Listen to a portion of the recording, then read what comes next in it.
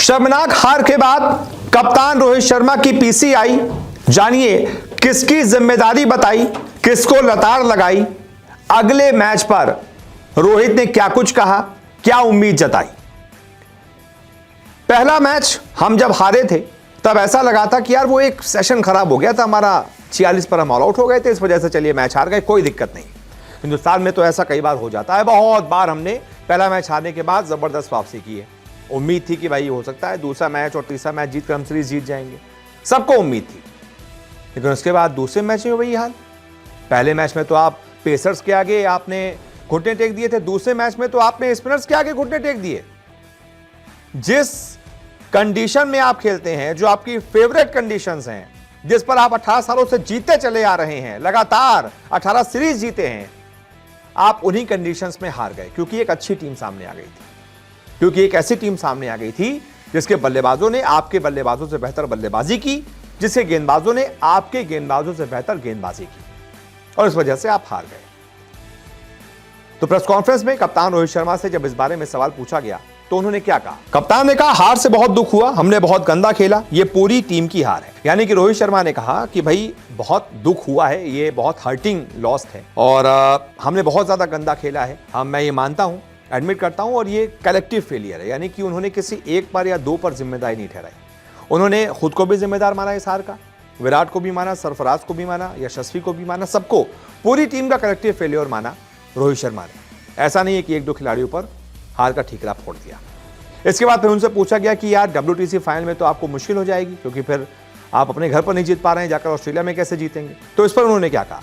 इस पर रोहित ने कहा कि अभी WTC के बारे में बात करना बहुत जल्दबाजी होगा, अभी मैं ज्यादा उसके बारे में सोच नहीं रहा हूं।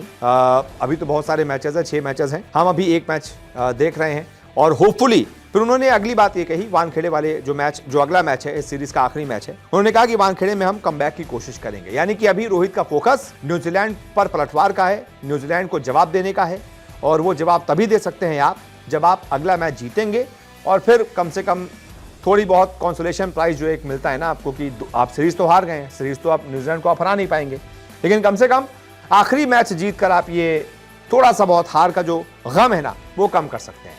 इसके बाद उनसे BGT के बारे में सवाल पूछा गया कि बहुत सारे यंगस्टर्स बॉर्डर गावस्कर ट्रॉफी में चुने गए हैं, चाहे नीतीश कुमार रेड्डी हो, वाशिंगटन सुंदर हो, सरफराज हो, ये सब पहली बार ऑस्ट्रेलिया जाएंगे। हालांकि वाशिंगटन जा चुके हैं, लेकिन नीतीश हो चाहे सरफराज हो, बहुत सारे ऐसे प्लेयर हैं जो पहली बार जाएंगे ऑस्ट्रेलिया।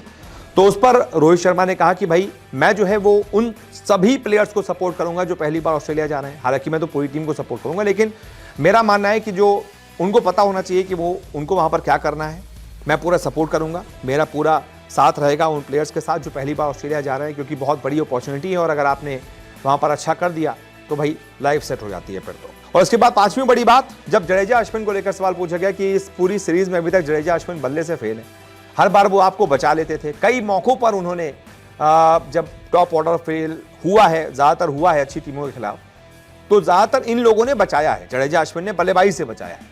तो उन पर पूछा गया तो एक तरीके से उन्होंने बचाव किया जडेजा अश्विन का और कहा कि भाई हर बार जडेजा अश्विन ही आपको मैच जिताकर नहीं देंगे बल्ले से, टॉप ऑर्डर को अपनी जिम्मेदारी निभानी होगी, चाहे मैं हूं, चाहे यशस्वी है, चाहे विराट है, सरफराज है, पंत है, इन सबको अपनी अपनी जिम्मेदारी निभानी होगी, रन्स बनाने होंगे, तभी जाकर आप जो है मैचेस जीत पाएंगे। हर बार अश्विन और जडेजा आपको नहीं जिताएंगे।